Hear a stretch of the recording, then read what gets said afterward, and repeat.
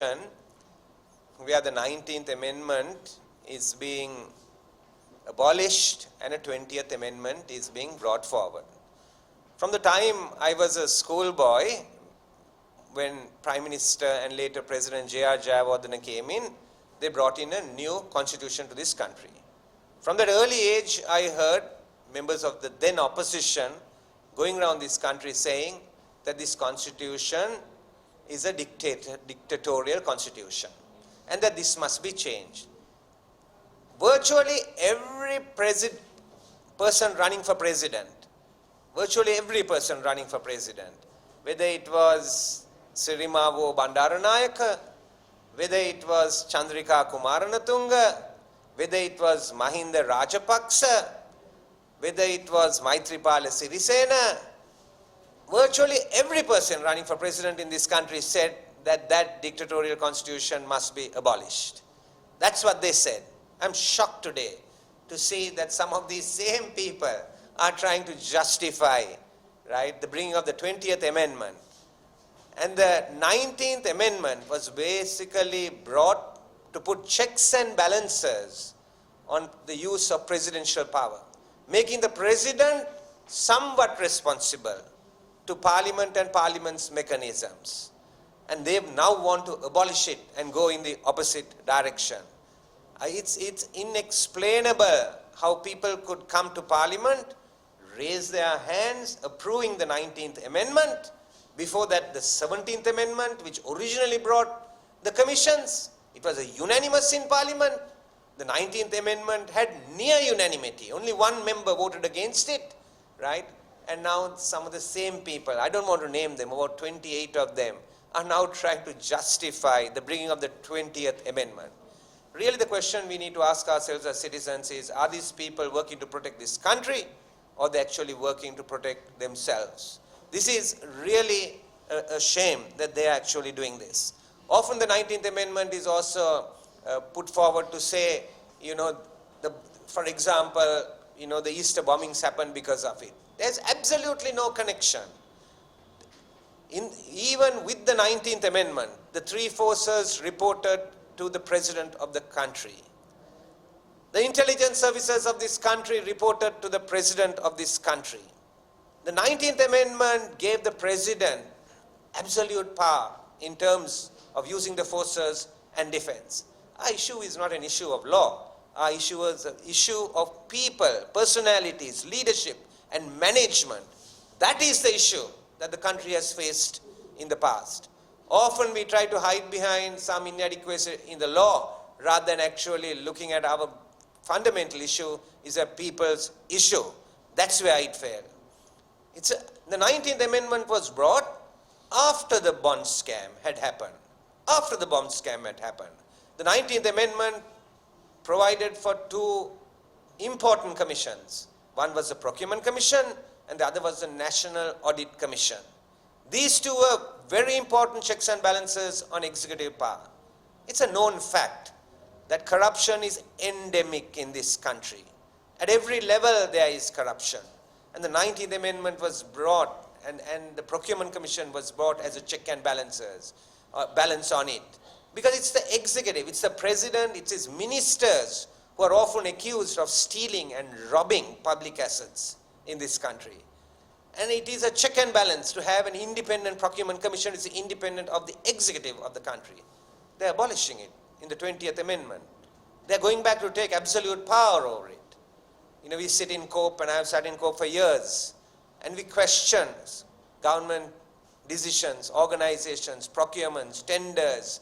All these are questioned, from very large transactions like Sri Lankan Airlines to the bond scam to other transactions. And when we question it, who do we summon before the COPE? We summon the Auditor General, the Auditor General's department, the Auditor General's reports. These are what we summon. We work based on those. And the National Audit Commission was formed to make sure that the Auditor General and the Auditor General's department was independent. That is being abolished with the 20th Amendment. What are these people trying to do? They are trying to safeguard a culture of corruption. I don't have to talk about all the other changes, I was really dismayed to see that a leading English newspaper in this country today is saying, right, that even though the limit on the cabinet is being removed, that, right, the cabinet will not be expanded. I'm wondering how they know that, how they know the intentions of the president and the executive of the country to actually put a headline like that. If that's the case, why remove the limitation?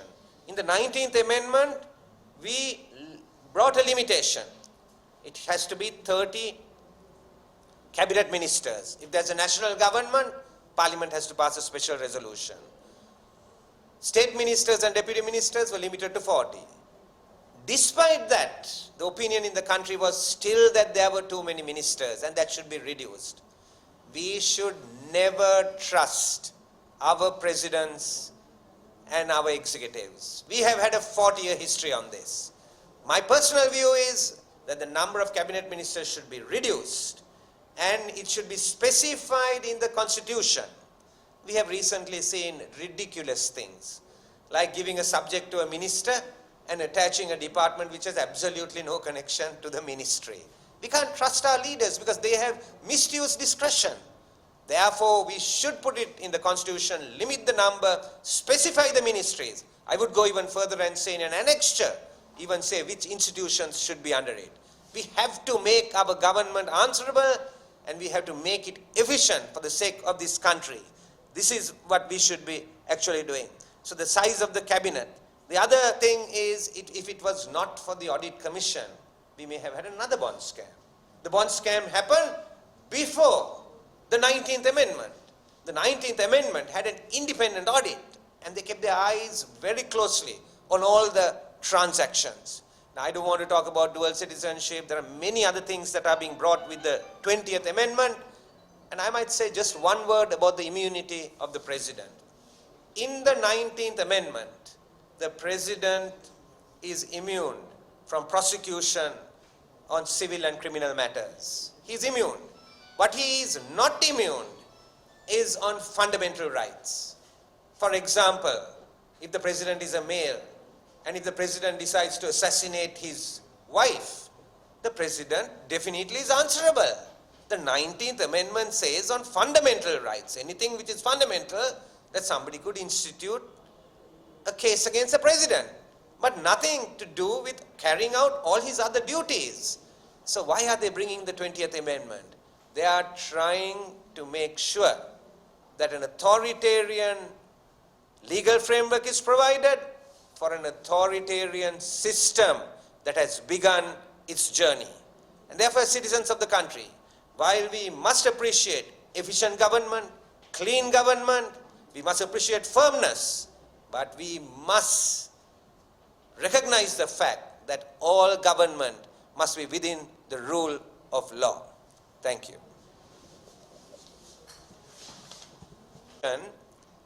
Where the 19th Amendment is being abolished and a 20th Amendment is being brought forward.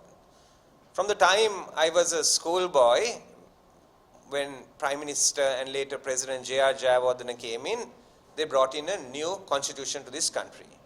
From that early age, I heard members of the then opposition going around this country saying that this constitution is a dictatorial constitution and that this must be changed. Virtually every person running for president, whether it was Sirimavo Bandaranayake, whether it was Chandrika Kumaranatunga, whether it was Mahinda Rajapaksa, whether it was Maitripala Sirisena, virtually every person running for president in this country said that that dictatorial constitution must be abolished. That's what they said. I'm shocked today to see that some of these same people are trying to justify, right, the bringing of the 20th Amendment. And the 19th Amendment was basically brought to put checks and balances on the use of presidential power, making the president somewhat responsible to Parliament and Parliament's mechanisms. And they now want to abolish it and go in the opposite direction. It's inexplainable how people could come to Parliament, raise their hands, approving the 19th Amendment. Before that, the 17th Amendment, which originally brought the commissions. It was a unanimous in Parliament. The 19th Amendment had near unanimity. Only one member voted against it, right? And now some of the same people, I don't want to name them, about 28 of them, are now trying to justify the bringing of the 20th Amendment. Really, the question we need to ask ourselves as citizens is, are these people working to protect this country, or are they actually working to protect themselves? This is really a shame that they are actually doing this.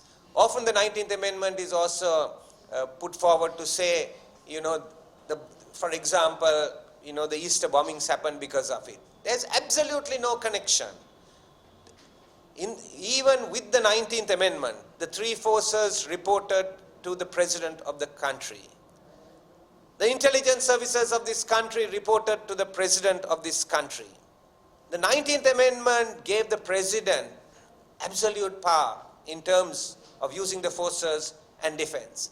Our issue is not an issue of law. Our issue is an issue of people, personalities, leadership, and management. That is the issue that the country has faced in the past. Often we try to hide behind some inadequacy in the law rather than actually looking at our fundamental issue is a people's issue. That's where it failed. The 19th Amendment was brought after the bond scam had happened. After the bomb scam had happened. The 19th Amendment provided for two important commissions. One was the Procurement Commission and the other was the National Audit Commission. These two were very important checks and balances on executive power. It's a known fact that corruption is endemic in this country. At every level there is corruption. And the 19th Amendment was brought, and the Procurement Commission was brought as a check and balance on it. Because it's the executive, it's the president, it's his ministers who are often accused of stealing and robbing public assets in this country. And it is a check and balance to have an independent Procurement Commission. It's independent of the executive of the country. They're abolishing it in the 20th Amendment.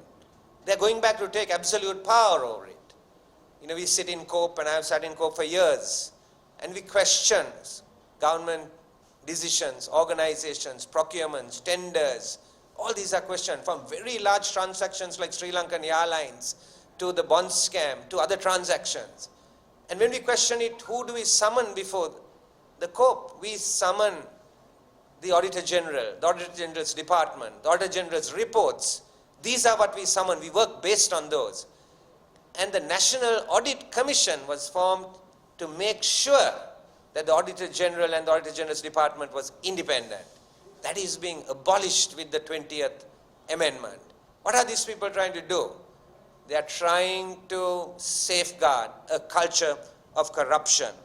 I don't have to talk about all the other changes. I was really dismayed to see that a leading English newspaper in this country today is saying, right, that even though the limit on the cabinet is being removed, that, right, the cabinet will not be expanded. I'm wondering how they know that, how they know the intentions of the president and the executive of the country to actually put a headline like that. If that's the case, why remove the limitation? In the 19th Amendment, we brought a limitation. It has to be 30 cabinet ministers. If there's a national government, Parliament has to pass a special resolution. State ministers and deputy ministers were limited to 40. Despite that, the opinion in the country was still that there were too many ministers and that should be reduced. We should never trust our presidents and our executives. We have had a 40-year history on this. My personal view is that the number of cabinet ministers should be reduced and it should be specified in the Constitution. We have recently seen ridiculous things, like giving a subject to a minister and attaching a department which has absolutely no connection to the ministry. We can't trust our leaders because they have misused discretion. Therefore, we should put it in the Constitution, limit the number, specify the ministries. I would go even further and say in an annexure, even say which institutions should be under it. We have to make our government answerable and we have to make it efficient for the sake of this country. This is what we should be actually doing. So the size of the cabinet. The other thing is, if it was not for the audit commission, we may have had another bond scam. The bond scam happened before the 19th Amendment. The 19th Amendment had an independent audit, and they kept their eyes very closely on all the transactions. Now, I don't want to talk about dual citizenship. There are many other things that are being brought with the 20th Amendment. And I might say just one word about the immunity of the president. In the 19th Amendment, the president is immune from prosecution on civil and criminal matters. He is immune. What he is not immune is on fundamental rights. For example, if the president is a male, and if the president decides to assassinate his wife, the president definitely is answerable. The 19th Amendment says on fundamental rights, anything which is fundamental, that somebody could institute a case against the president, but nothing to do with carrying out all his other duties. So why are they bringing the 20th Amendment? They are trying to make sure that an authoritarian legal framework is provided for an authoritarian system that has begun its journey.